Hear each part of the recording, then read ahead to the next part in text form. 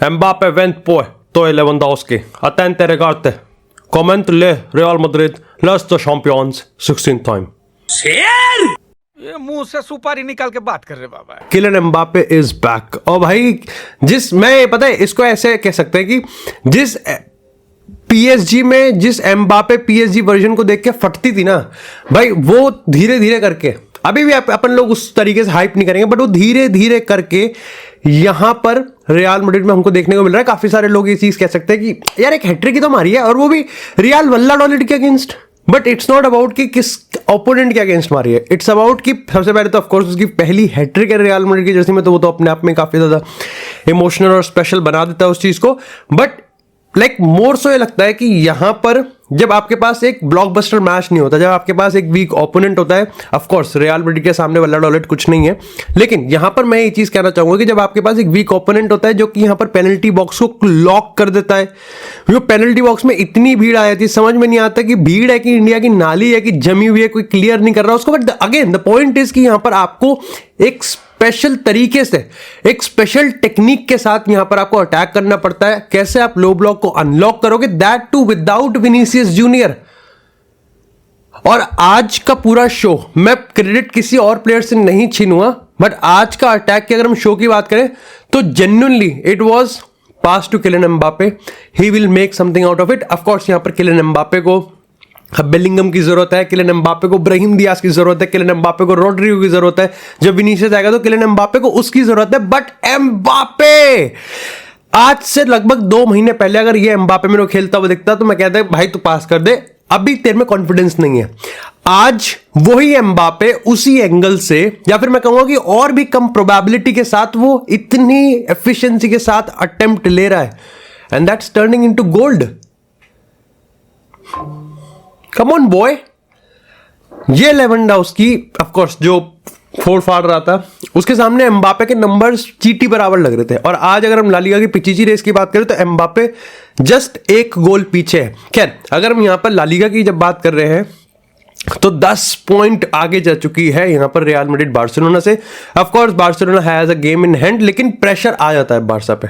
अब बार्सा पे प्रेशर है बिकॉज यहां से अगर जरा सा भी स्लिप अप हुआ, मेरे को लगता है कि ये बात तो सच है कि जितने भी लोग इस पॉइंट ऑफ टाइम पे कह रहे हैं कि बार्सिलोना के हाथ से टाइटल निकल गई, कम ऑन यार, डोंट बी दैट सेंटिमेंटल। क्योंकि अभी 2-3 महीने पहले ही यही रियल मैड्रिड थी जो कि बार्सिलोना से 10 पॉइंट पीछे थी। तो अपन को ये नहीं भूलना चाहिए कि लालिगा की कभी भी टेबल पलट सकती है। All you need is a 2-3 games bad run, ठीक है। और अभी जब यहां पर चैंपियंस लीग आ रहा है, अभी जब यहां पर बहुत crucial business end of the matches आ रहे हैं, यहां पर नॉकआउट मैचेस आ रहे हैं, वहां से जो मोरल अप एंड डाउन होता है क्योंकि उसको कैलकुलेट नहीं कर सकते ना आप, मोरल को कभी कैलकुलेट नहीं कर सकते। उसका इंपैक्ट किस टीम पे कितना पड़ता है, किस पर्टिकुलर सिचुएशन पे पड़ता है, जो बहुत बड़ा फर्क पड़ा। और इस सीजन इसका सबसे प्राइम एग्जांपल है यहां पर मैनचेस्टर सिटी जिसमें बात करेंगे हम। लेकिन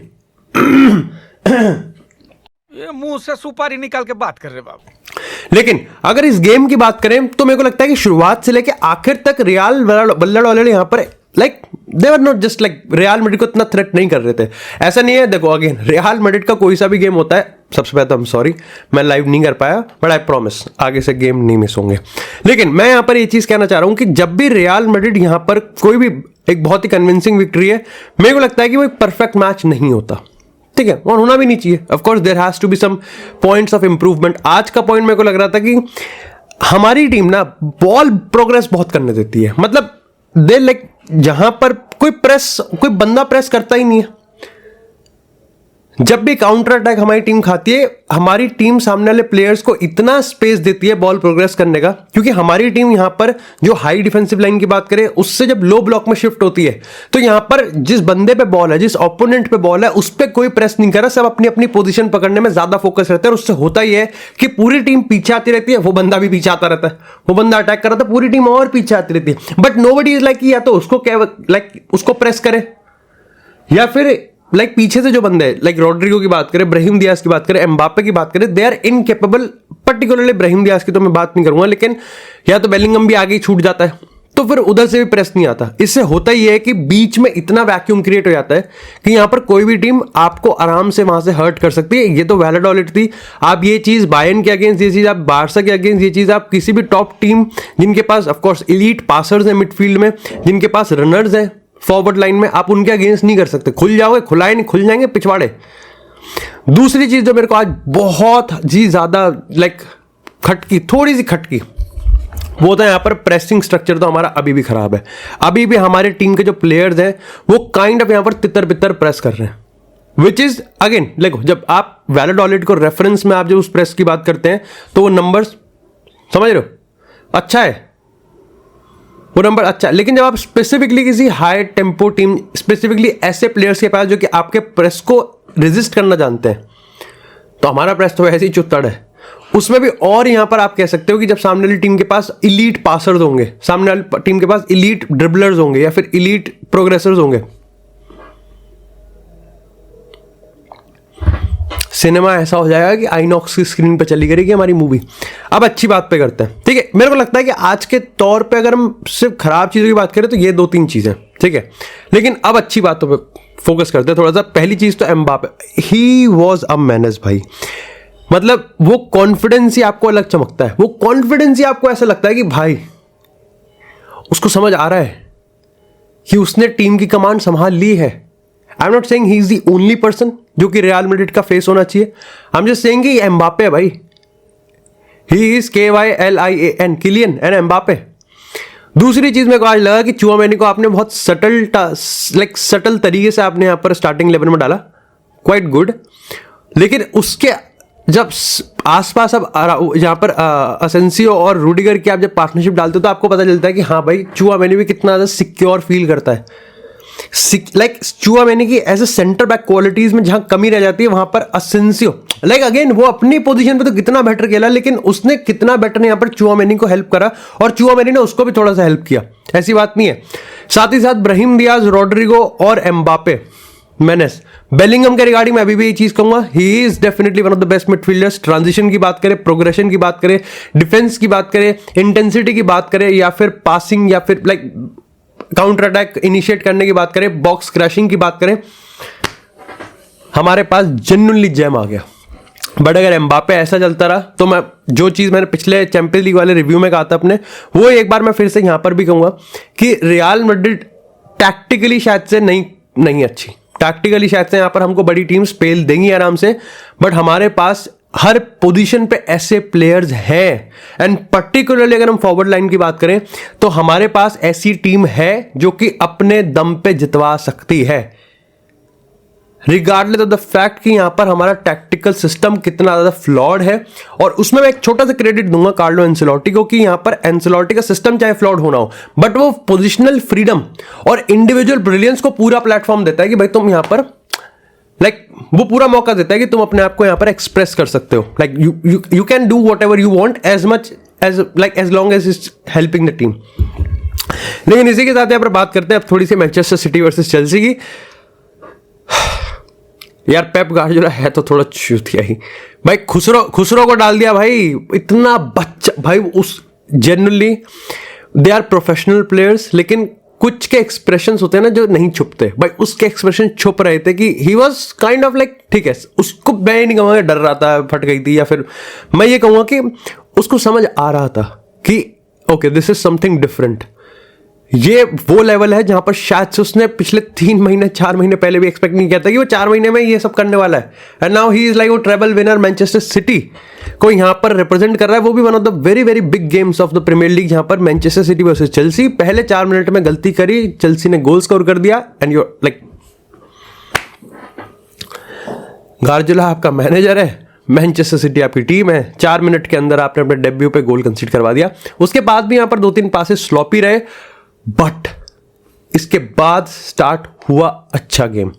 मैं कहूंगा कि यहां पर क्या वो परफेक्ट गेम खेल पाया, नहीं, बट बहुत यंग है वो, बहुत ज्यादा यंग है भाई वो, नाबालिग तो नहीं है, बट अगेन बहुत सही है वो, सही करा उसने। मेंटालिटी के पर्सपेक्टिव से उसको कितना ही टाइम हुआ, स्ट्रेट अवे उसको स्टार्टिंग 11 में डाल दिया गया। अच्छी चीज मेरे को एक ये लगी कि यहां पर उस बम्पी स्लंप स्टार्ट के बाद यहां पर जो पूरी मैनचेस्टर सिटी की टीम है वो इस चीज को भांप चुकी थी कि यहां पर उसका कॉन्फिडेंस बहुत गिरा हुआ है। और ऑफ कोर्स मैनचेस्टर सिटी खुद एक गोल डाउन है। यहां से जिस तरीके से मैनचेस्टर सिटी ने अपने आप को लिफ्ट किया, अपने आप को कंटेन किया कि ठीक है अपने आप को संभालना पड़ेगा, और संभालने के साथ साथ हमको उसको साथ लेके चलना पड़ेगा।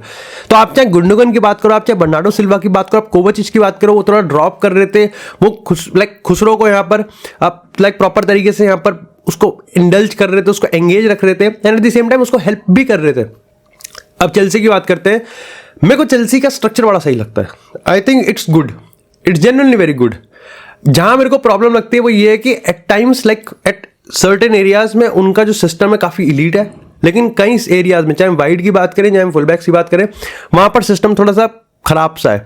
अगर फुल बैक सेंटर बैक्स की बात करूं, वहां पर जो उनका कम्युनिकेशन है, वहां पर जो उनकी केमिस्ट्री है, वो आपको अलग से दिख जाएगी कि चूताड़ा है, वह है, खुलाए नहीं खुलते हैं वहां पर वो।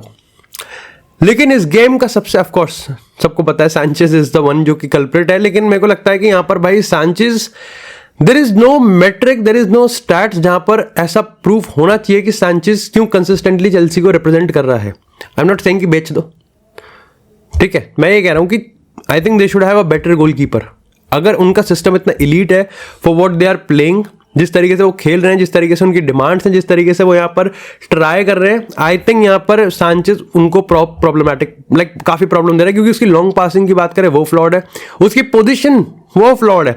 और आज के मैच में तो मैं पर्टिकुलरली तुमको एक चीज भी कहूंगा, जैसे मैंने कहा कि फुल बैक और सेंटर बैक से बीच में जो कम्युनिकेशन था चेल्सी में, वो कंसिस्टेंटली यहाँ पर मेरे को थोड़ा डिसरप्ट होता हुआ दिख रहा था।